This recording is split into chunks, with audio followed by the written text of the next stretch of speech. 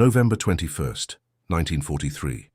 The small French village of Saint-Martin lay shrouded in early morning mist, its stone buildings standing like silent sentinels against the approaching winter.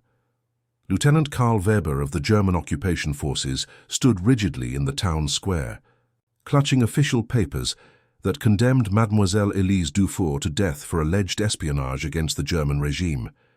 Weber believed this would be a routine matter, another necessary act in service to his country. He could not have known that within 48 hours he would become a fugitive, alongside the very woman he was ordered to eliminate. Before we dive into this story, drop a quick hi in the comments and tell me where you're watching from. It really helps support the channel. This is the account of how one moment of impossible choice transformed 2 lives and revealed that even in war's darkest hours, the human capacity for compassion could overcome years of indoctrination and fear. The occupation of Saint-Martin had proceeded without major incident for over 3 years. The village, nestled in the rolling countryside 60 kilometers south of Paris, held strategic importance only for its railway junction connecting several regional lines. Lieutenant Karl Weber, 32 years old and formerly a university professor of literature in Munich, had been assigned as the administrative liaison between occupation forces and local government 6 months earlier. His academic background and fluency in French made him ideal for managing civilian affairs with minimal friction. The French are surprisingly cooperative when treated with basic civility. Weber had written to his sister in a letter the previous month. I find that most simply wish to continue their lives with as little disruption as possible. This makes our work significantly easier. What Weber could not know was that beneath this veneer of compliance, Saint-Martin had become a vital link in the local resistance network. The same railway junction that interested German logistics officers served as a conduit for information, false identity papers, and occasionally weapons moving between resistance cells.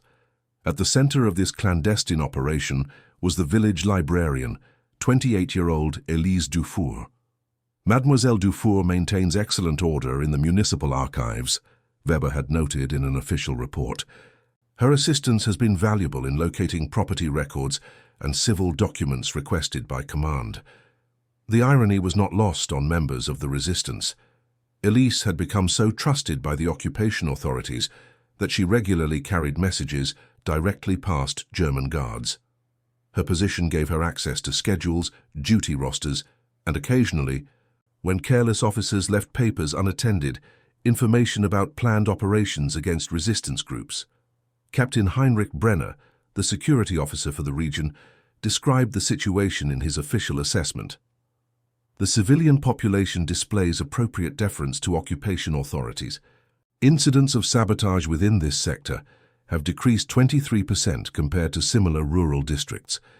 Local officials have been effectively integrated into administrative functions. This perception would shatter on November 19th, when a major sabotage operation destroyed a train carrying munitions and fuel 10 kilometers north of Saint-Martin. The explosion killed 4 German soldiers and delayed a scheduled reinforcement of troops to counter Allied activities further north.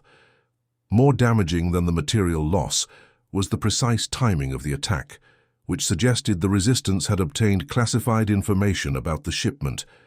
Major Werner Hoffmann, regional commander based in Orléans, arrived the following day with orders to make an example.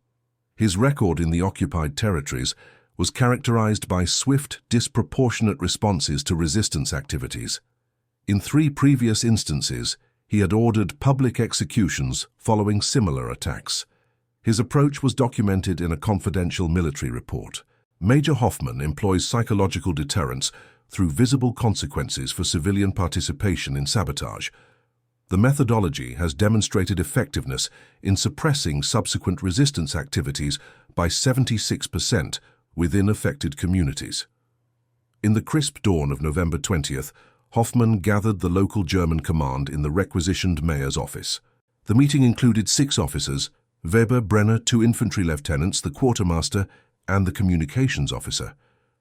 The atmosphere was tense as Hoffmann spread a map across the mahogany table. "Gentlemen," Hoffmann began, "the attack demonstrates that our security has been compromised at the highest level. The The resistance knew not only the contents of the train, but the exact timing. This information was classified and available to only 7 individuals within our command structure. Captain Brenner straightened. "Sir, I have conducted preliminary investigations.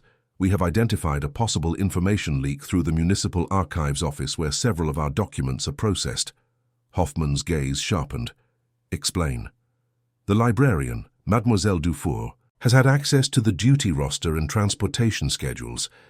She was observed working late 3 days before the attack, at a time when the shipping manifest would have been filed.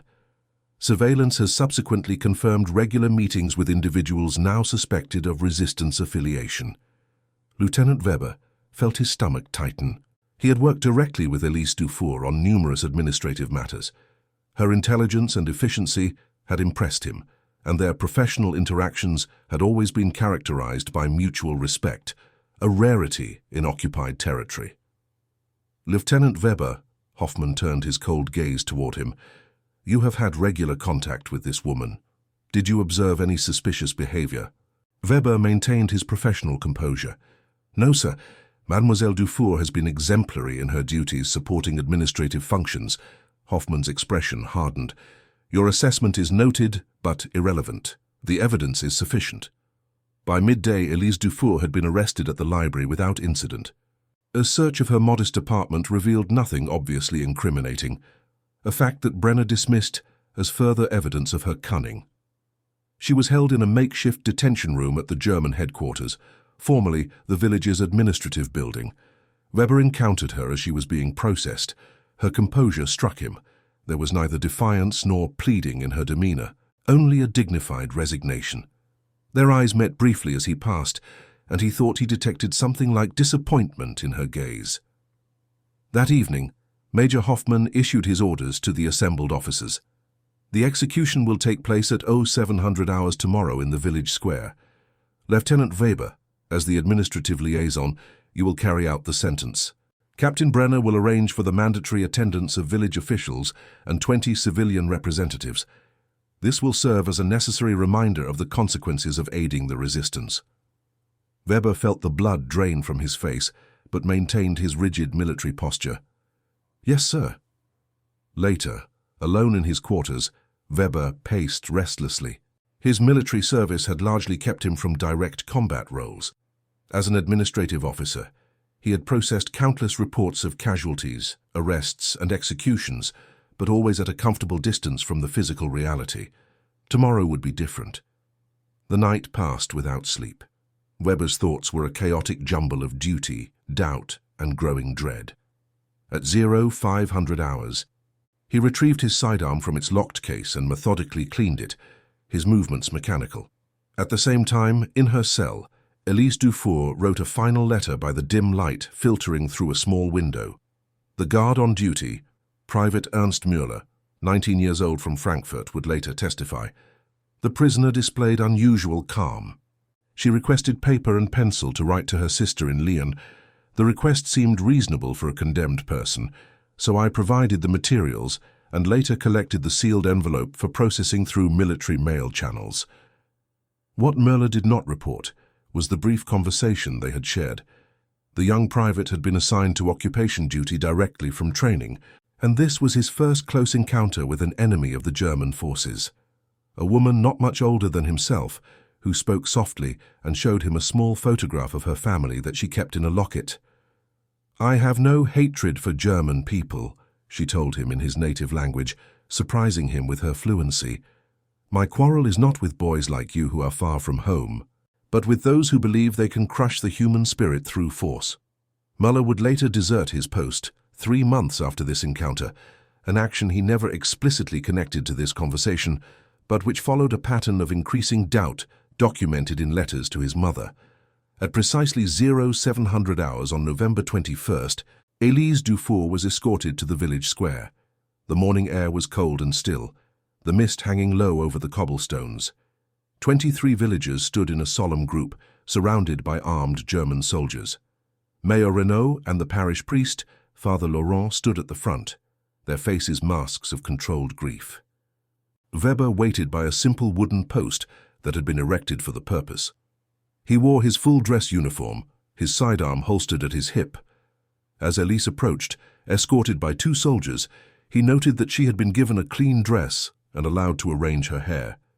This small dignity was unusual, and likely the decision of Captain Brenner, who believed that presenting the condemned in a respectable rather than degraded state enhanced the psychological impact on observers. Major Hoffmann addressed the assembled villagers. The German administration has shown patience and fairness in its governance. These qualities have been repaid with sabotage that has claimed the lives of German soldiers. The evidence has confirmed that Mademoiselle Dufour has betrayed not only German trust, but also the interests of her own community by supporting terrorist activities. Throughout this pronouncement, Weber observed the faces of the villagers. There were no outbursts, no visible resistance, only a collective withdrawal into expressionless masks. He recognized this as the defensive adaptation of people who had lived under occupation for years. The formal reading of charges complete, Weber was left alone with the prisoner as the other officers stepped back to observe. It was at this moment, as he drew his pistol and prepared to give the standard order to face the post, that Elise Dufour spoke directly to him. "Lieutenant Weber," she said quietly in German, "I know you are a professor of literature, not an executioner. Does Goethe not say that to hesitate is to waste one's life?" The reference to Weber's beloved German poet in this context, spoken by a French woman moments before her death, struck him like a physical blow. In that instant, several realizations crystallized in his mind. The almost certain innocence of others who had been executed before her, the moral bankruptcy of his participation in the occupation, and most immediately, his complete inability to end this woman's life. What happened next occurred in less than 90 seconds, but would alter the course of both their lives irreversibly. Weber, his hand now visibly shaking, stepped closer as if to position Elise at the post. Instead, he whispered urgently, "When I fire, drop immediately, regardless of where the shot goes. Do not move until I give a command." Her eyes widened slightly, the only indication that she had heard and understood. Weber stepped back, raised his pistol, and fired a single shot deliberately wide of the mark. Elise collapsed to the ground with convincing suddenness. The distance and the morning mist made it impossible for observers to immediately determine whether the shot had found its mark. "The prisoner is wounded, but alive," Weber announced loudly, holstering his weapon and moving quickly to where she lay. "I will administer the coup de grâce privately, as is my right as the commanding officer of the execution." This was not standard procedure, but Weber calculated that none of the village witnesses would contradict him, and his fellow officers, standing at a distance, might accept this as an officer's prerogative. He knelt beside Elise, obscuring her from direct view with his body. "When I help you up, stumble as if seriously wounded," he whispered. "We have perhaps 3 minutes before suspicion becomes certainty." The next moments unfolded with the strange clarity that sometimes accompanies extreme situations. Weber signaled to Private Müller, who had been assigned as the medic for the execution. "Prepare the body for transport," he ordered in a clear, authoritative voice. Müller, approaching with a stretcher, betrayed only momentary surprise when he saw the condemned woman breathing steadily, no blood visible. To his credit, the young private's face quickly resumed its professional blankness. Later investigation would never conclusively determine whether Müller was an active accomplice or merely failed to immediately report what he observed. "Sir," Müller said with military precision, "the medical transport vehicle is prepared at the east side of the square. This was a fortunate circumstance. The vehicle was a covered truck, intended to take the body to a designated burial site outside the village." Weber nodded and helped lift the wounded prisoner onto the stretcher. Together with Müller, they carried Elise to the waiting truck, the village witnesses and German officers still maintaining their positions in the square. Once at the vehicle, Weber made his most daring decision. "Private, you are dismissed. I will handle this matter personally as ordered by Major Hoffmann." This was a complete fabrication, but delivered with such authority that Müller hesitated only briefly before saluting. "Yes, Lieutenant." As soon as Müller had departed, Weber helped Elise into the truck cab rather than the covered rear compartment. He quickly shed his uniform jacket and cap, revealing civilian clothes underneath. This precaution, decided upon during his sleepless night, now seemed like evidence of a plan formed in his subconscious before his conscious mind had accepted its necessity. "Can you drive?" he asked Elise as he reached under the seat and retrieved a package. "Yes," she replied, still processing the rapid turn of events. "Then take this vehicle east toward Fontainebleau. There is a forester's road 7 kilometers from here, marked by 3 vertical white stones. Turn there and continue until you reach a small cottage. A man named Marcel will be expecting a delivery of medical supplies." Weber handed her the package, which contained forged identity papers he had taken from the administrative office the previous evening, another action he had undertaken without fully acknowledging its purpose until now. Elise stared at him. "You're not coming?" "I will follow separately. Your disappearance will be discovered within minutes. If we travel together, we will both be captured immediately." "Why are you doing this?" she asked, her composure finally breaking. "You're throwing away everything." Weber looked at her steadily. "What exactly am I throwing away, mademoiselle? The honor of executing innocent people, the privilege of serving a cause I can no longer pretend is just—" Before she could respond, shots rang out from the direction of the square. Whether they were signals of alarm or unrelated, the sound galvanized them both. "Go now," Weber insisted, stepping away from the vehicle. Elise engaged the truck's gears. "The resistance has contacts throughout the region. I can help you if you truly want to escape." "I will find my own way," Weber replied. "Now go." As the truck pulled away, Weber turned toward a narrow alley between buildings. His immediate plan was to create confusion about the direction of Elise's escape, while making his way to a predetermined fallback position. The formal military training he had received included protocols for evading capture if separated from one's unit in enemy territory. The irony that he would now use these skills against his own forces was not lost on him. Within the German command, the first indication that something had gone catastrophically wrong came when Captain Brenner, growing impatient with Weber's prolonged absence, approached the spot where the execution had supposedly been completed. Finding it empty, he immediately ordered a search of the immediate area. Major Hoffmann's reaction upon being informed was recorded by his adjutant. "This is either remarkable incompetence or deliberate treachery. Either way, Lieutenant Weber has just volunteered for the Eastern Front, if we find him alive." The village of Saint-Martin was immediately placed under lockdown. German soldiers conducted house-to-house searches, while vehicles established checkpoints on all roads leading from the village. Hoffmann requested aerial reconnaissance from the nearest Luftwaffe field unit, but low clouds and limited aircraft availability delayed this support by several hours. Meanwhile, Weber had made his way to the home of Dr. Henri Mercier, an elderly physician who had treated Weber for a severe case of influenza 2 months earlier. The doctor's residence included a small examination room with a separate entrance where patients could come and go with some privacy, a feature that made it ideal for Weber's purpose. Dr. Mercier was visibly shocked when Weber appeared at his back door. "Lieutenant, what is happening? I hear there is some kind of emergency in the village." "Doctor, I need your help," Weber said simply.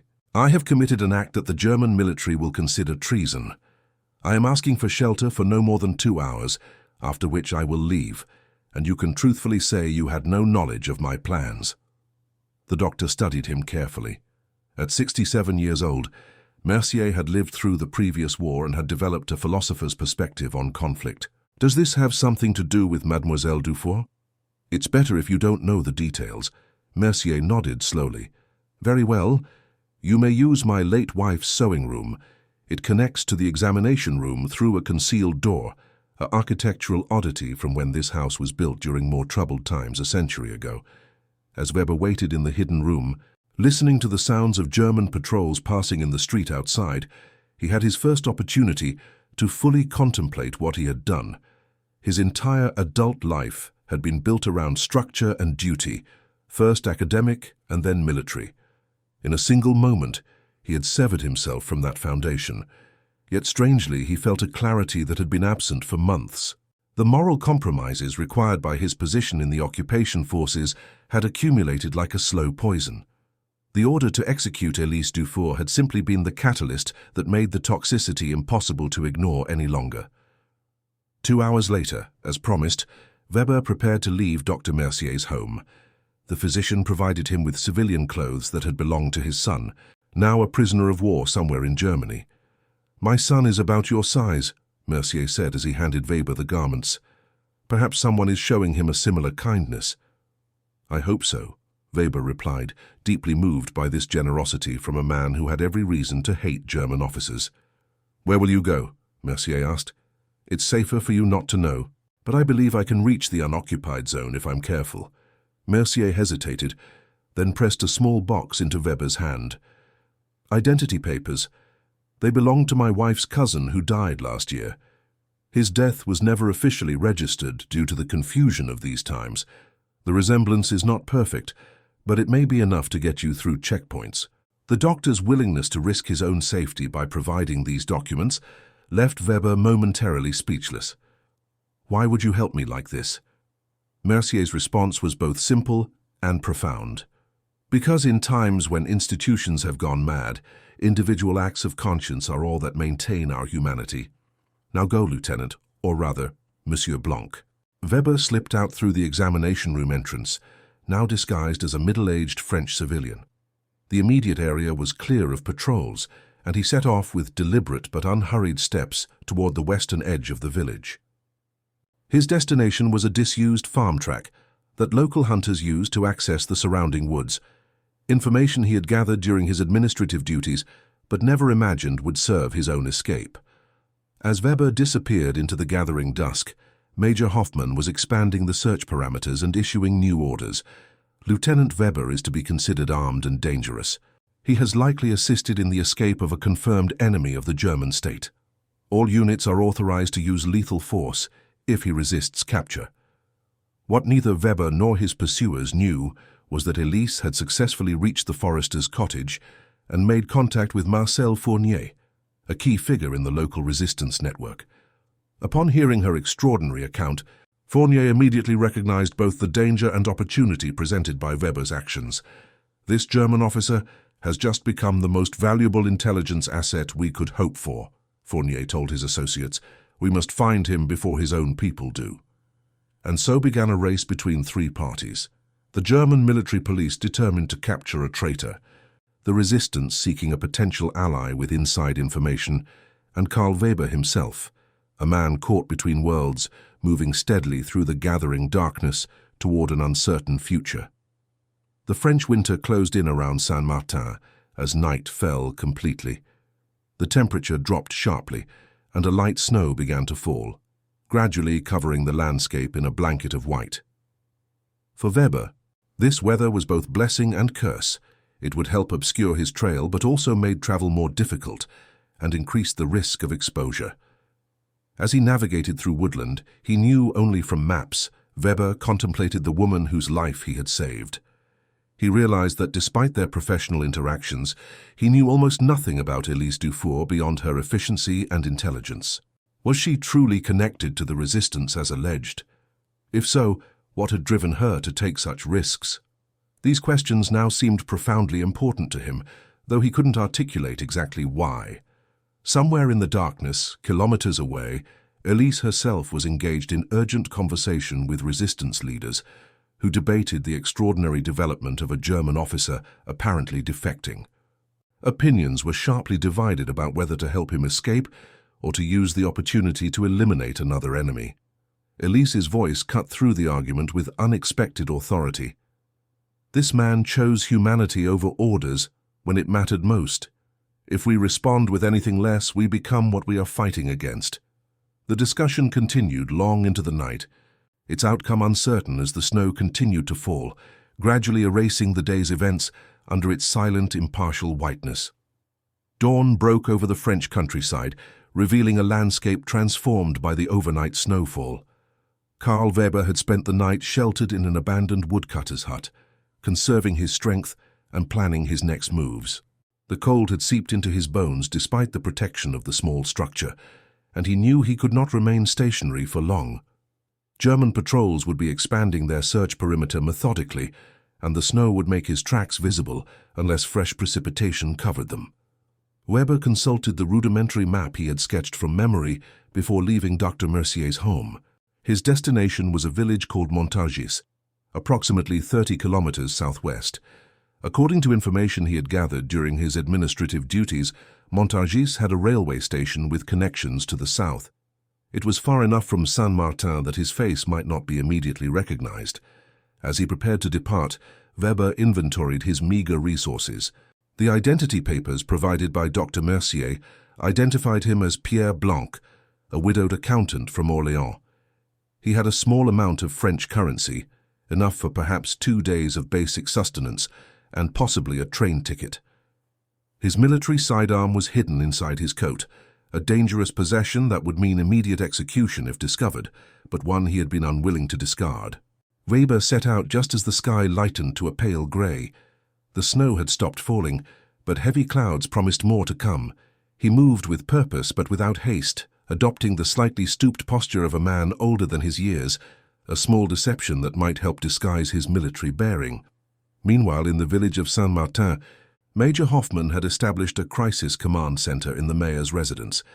Maps covered the dining table, marked with search grids and checkpoint locations. The night had passed without significant developments, and Hoffman's frustration was evident to all present. "Captain Brenner," he addressed the security officer, "expand the vehicle checkpoints to include all roads within a 50-kilometer radius.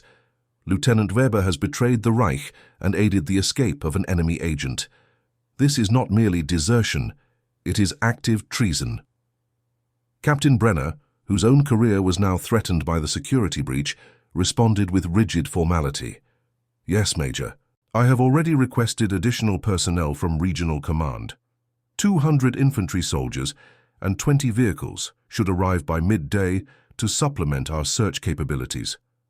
"And the woman?" Hoffman demanded. "No trace yet, sir. The medical transport vehicle was found abandoned 7 kilometers east of the village. The forest in that area is extensive and could conceal numerous resistance safe houses." Hoffman studied the map intently. "They will not have stayed together. Weber knows our procedures too well.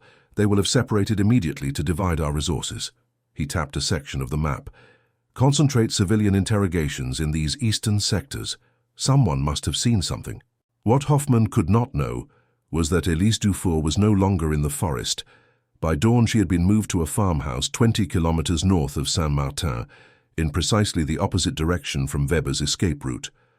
The resistance network had efficiently extracted her from the immediate danger zone, while deliberately spreading misinformation about sightings in other areas. Marcel Fournier, the resistance coordinator, who had received Elise at the forester's cottage, now observed her with open curiosity as she studied hand-drawn maps spread across a farmhouse kitchen table. Despite her ordeal, she remained focused and clear-headed. "The German search will intensify today," Fournier noted. "They cannot afford to let an officer with detailed knowledge of occupation operations escape." Elise looked up from the maps. "Lieutenant Weber saved my life when he had every reason not to. We cannot abandon him." Fournier's expression remained neutral. "Our priority is your safety. You possess critical intelligence about German administrative procedures that must reach London, and Weber possesses even more," Elise countered. "If we can extract him successfully, the intelligence value would be incalculable." Another resistance member, Claudette Rousseau, who had been monitoring radio communications, entered the room. "German communications indicate they believe Weber is heading southwest. They're establishing a search perimeter focused on routes toward the unoccupied zone." Elise straightened immediately. "Then we must move quickly. If they capture him, he will face the fate he spared you," Fournier interrupted. "This is war, Elise. We cannot risk additional operatives for one German officer, regardless of his momentary conscience." Elise's eyes flashed. "His momentary conscience is the only reason I'm standing here now, and he didn't just spare me. He compromised his entire life and safety to do so." She paused, gathering her thoughts. "Beyond any moral obligation, think practically. Weber has direct knowledge of German security protocols, communication codes, and administrative structures. That information would be invaluable to our network and to Allied intelligence. The room fell silent as the resistance members considered her words. Finally, Fournier nodded slowly. "You make a compelling case, but the question remains, how do we find him before the Germans do?" For the first time since her rescue, Elise smiled. "During my work with the German administration, I learned that Lieutenant Weber suffered from severe hay fever. Dr. Mercier treated him with a special formulation last autumn. If Weber needed assistance while escaping, Mercier is the one person in Saint-Martin he might have approached." Fournier exchanged glances with Claudette. Contacting Mercier now would be extremely dangerous. The Germans will be watching him closely. Not directly, Elise agreed, but his housekeeper, Madame Benoit, attends early mass every morning at the chapel of St. Joseph. She could be approached discreetly. Thus, as Karl Weber made his cautious way southwest toward Montargis, the resistance began implementing a parallel plan to locate and extract him, motivated by both practical intelligence considerations and Elise's unwavering insistence that they owed him the same chance at survival that he had given her.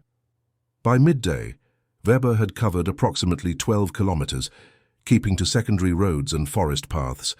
The snow had begun again, falling in thick, wet flakes that reduced visibility but helpfully obscured his tracks.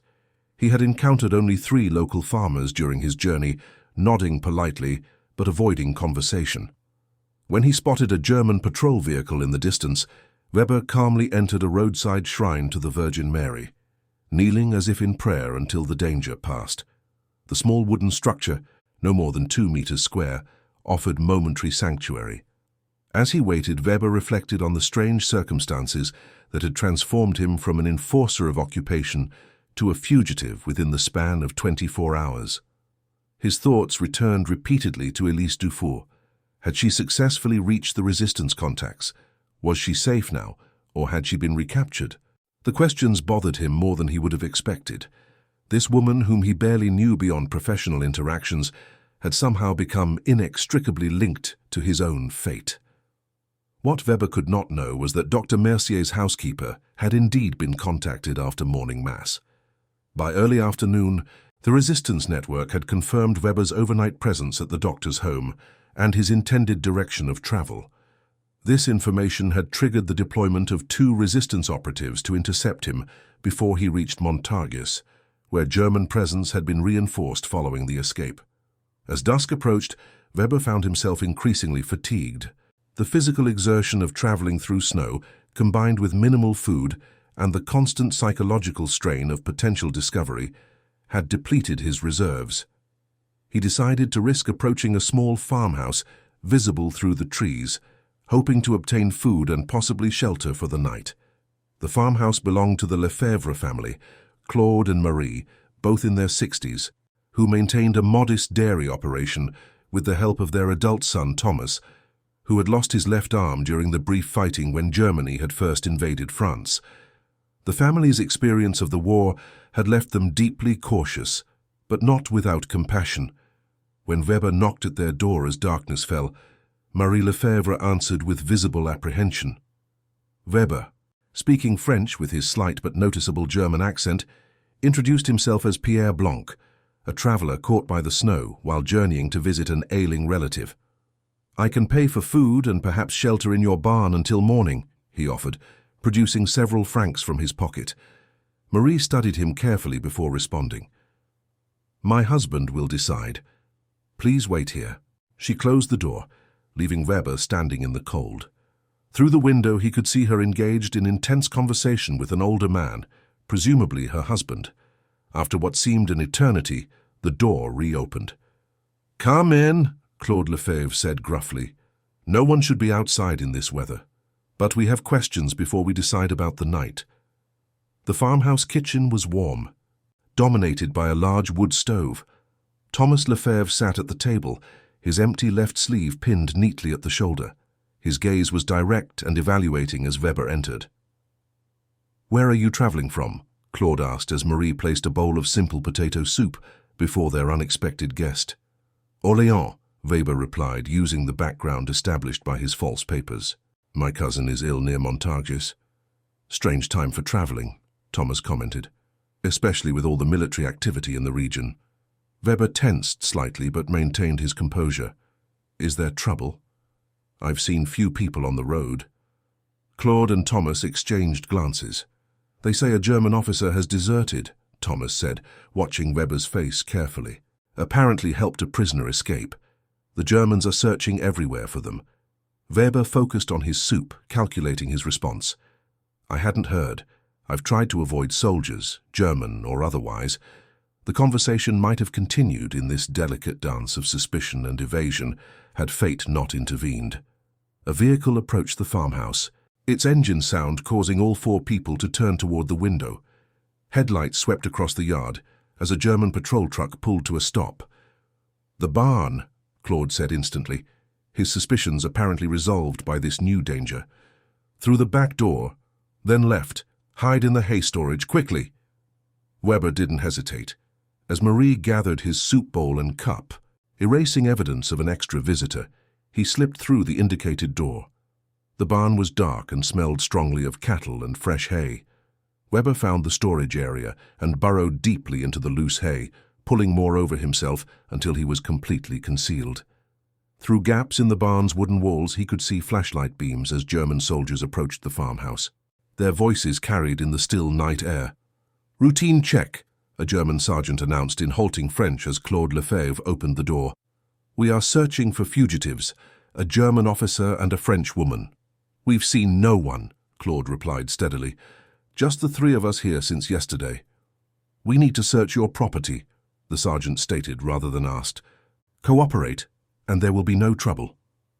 For the next 30 minutes, Weber remained motionless in the hay as soldiers searched the farmhouse and outbuildings. They entered the barn twice, flashlight beams sweeping across the interior, but did not disturb the hay pile.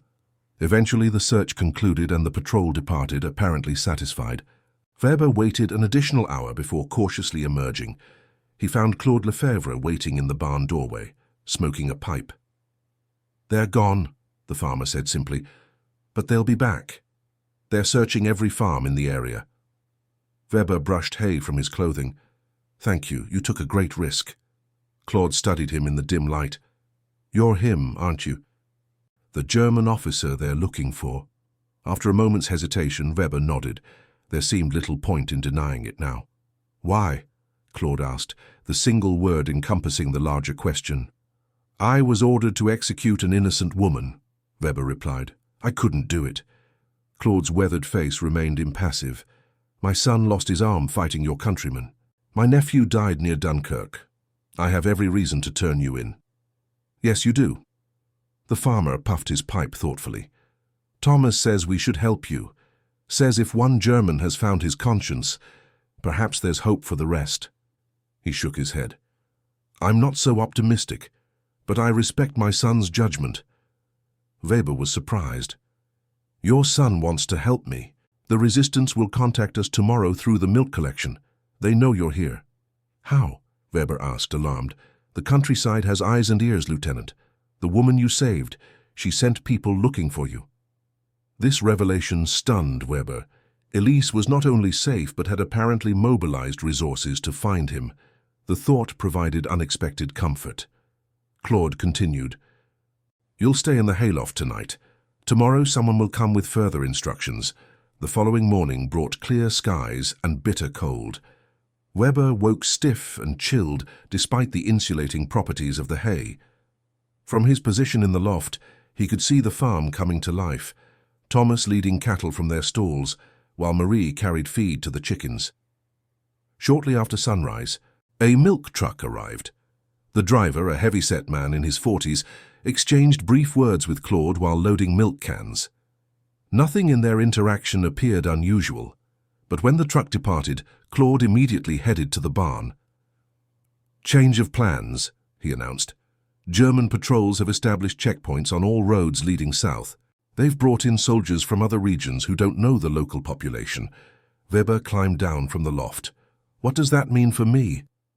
The resistance wants to extract you tonight. You have information they consider valuable. A guide will arrive at dusk to lead you to a safe house. Claude handed Weber a bundle of clothing. These belong to my older son. He's in a prisoner camp in Germany now. The clothes should fit and they'll help you blend in better than what you're wearing. The day passed with excruciating slowness. Weber remained hidden in the barn, emerging only briefly to eat the simple meals Marie brought him. By late afternoon, his nerves were stretched to breaking point, every distant engine sound triggering fresh anxiety. As promised, at dusk, a figure appeared at the edge of the Lefebvre property.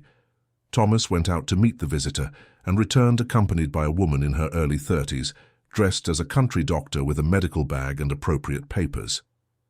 "This is Marianne," Thomas introduced her. "She will guide you to the next safe house."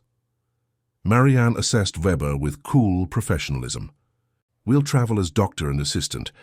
I've been called to treat an elderly patient in La Chapelle. You'll carry my bag and say nothing unless directly addressed. Your French is good, but your accent is noticeable." The plan was simple, but effective. Medical personnel still enjoyed relatively free movement even under occupation, particularly in rural areas with limited healthcare access. Marianne's forged papers and actual medical training provided excellent cover. They departed immediately in a small automobile with faded medical insignia painted on the doors. Weber, now dressed as a civilian and carrying the doctor's bag, felt strangely vulnerable without his uniform, a reaction that surprised him given his circumstances. "Why is the resistance helping me?" he asked as they drove slowly through the darkening countryside. "I was part of the occupation force." Marianne kept her eyes on the road. "Two reasons. First, you possess valuable intelligence about German administrative systems that could save many lives. Second, Elise Dufour was very persuasive about our moral obligation to help the man who saved her life. You've spoken with her. She's safe?" The questions came more eagerly than Weber had intended. Marianne glanced at him with newfound interest. "Yes to both. She's being moved to Britain next week to work with intelligence services there. Her knowledge of German documentation systems is apparently quite valuable." Weber absorbed this information with mixed emotions. Relief at Elise's safety mingled with an unexpected sense of loss at the thought of her departure to Britain. He had not anticipated forming any attachment to her, yet here it was, undeniable despite its irrationality. Their journey proceeded without incident until they approached a village called Ferrières. Rounding a bend, they encountered a German checkpoint, 3 soldiers examining vehicles by the harsh light of portable lamps. "Remember, say nothing unless directly addressed," Marianne murmured. "Let me handle this." She slowed the automobile and produced her papers with practiced efficiency. "Dr. Clément," she introduced herself to the corporal who approached. "I've been called to attend Monsieur Garnier in La Chapelle, suspected pneumonia. This is my assistant, Monsieur Blanc." The corporal examined her papers carefully. "Your assistant's papers as well." Weber handed over the identity documents provided by Dr. Mercier, maintaining a deferential posture and avoiding direct eye contact. The corporal studied the papers, then looked more closely at Weber. For a heart-stopping moment, recognition seemed to flicker in the soldier's eyes. "You look familiar," the corporal said in French. "Have you worked in this area long?"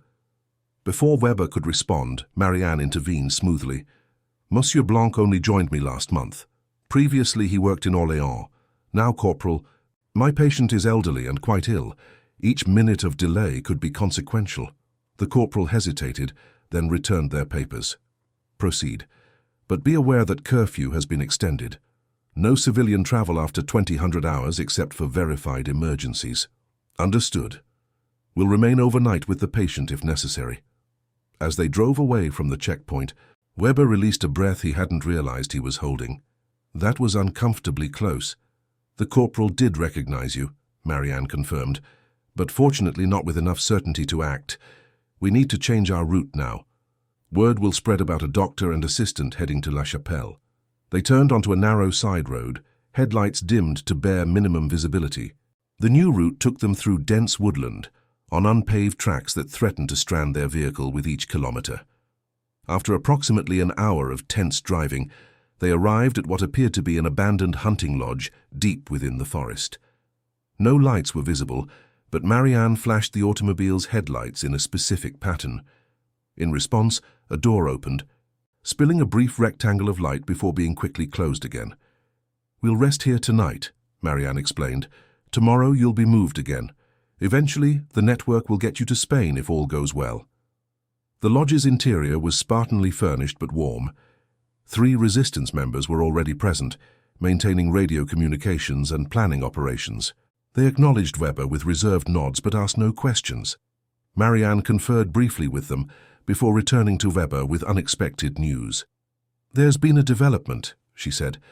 Elise Dufour is here. Weber's surprise must have shown plainly on his face.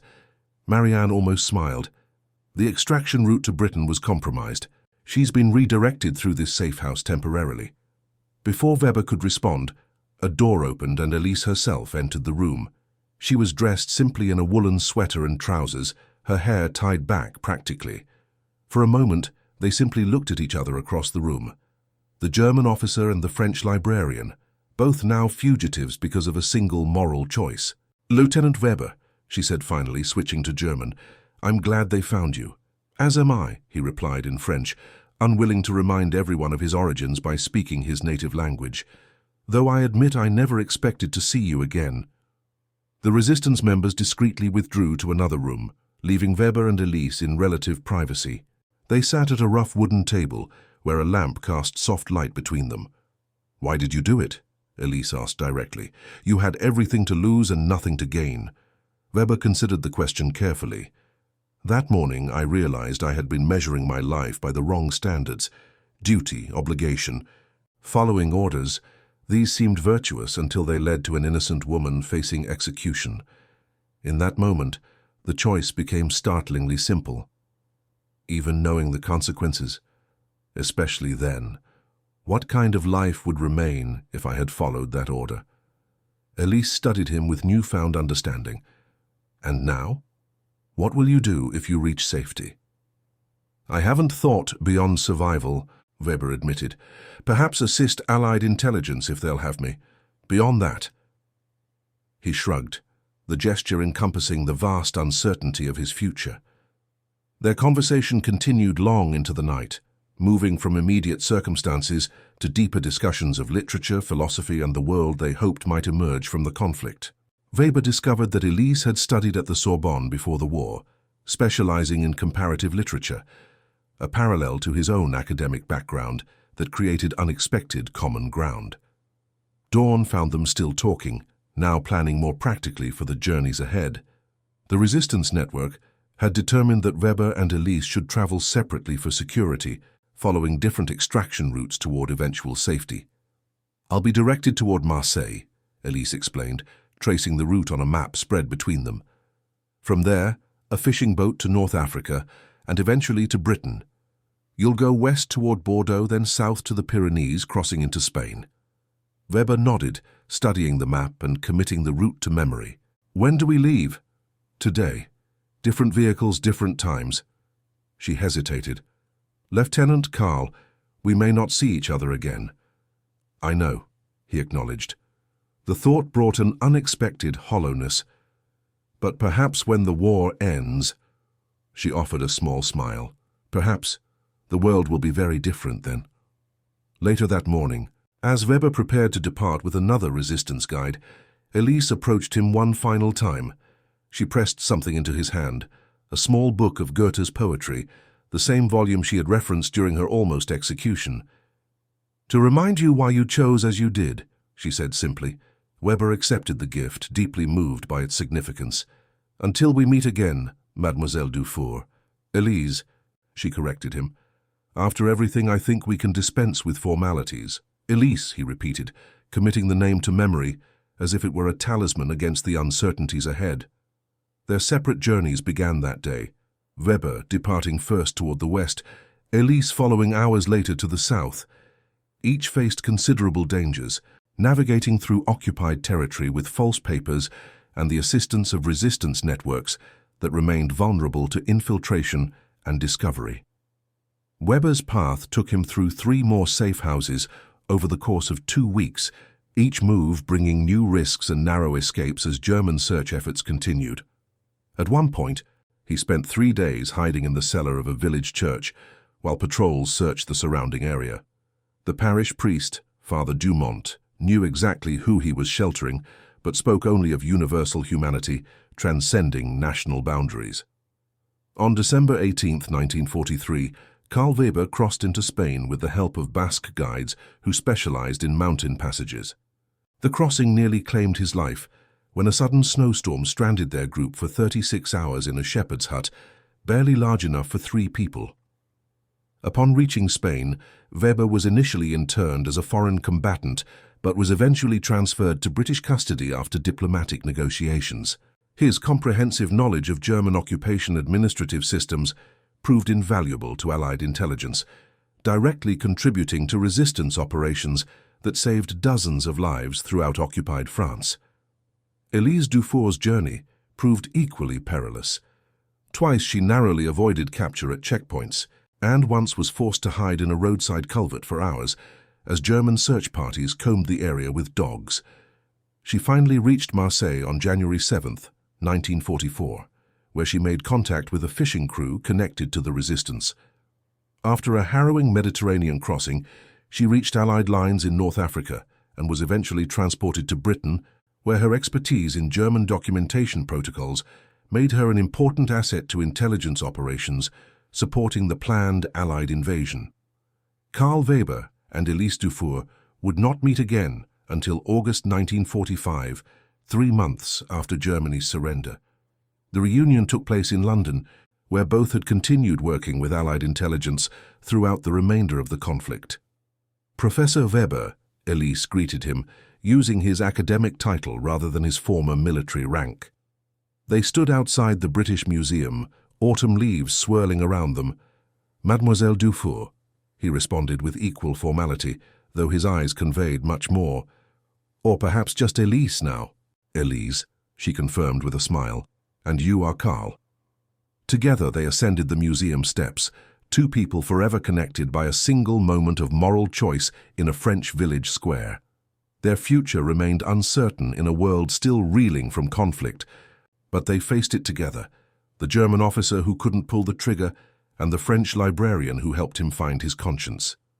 Their story would become one small thread in the complex tapestry of human experiences during history's darkest conflict, a reminder that even in war's bleakest hours, individual acts of courage and compassion could illuminate paths toward redemption and peace. And that concludes our story. If you made it this far, please share your thoughts in the comments. What part of this historical account surprised you most? Don't forget to subscribe for more untold stories from World War II, and check out the video on screen for another incredible tale from history.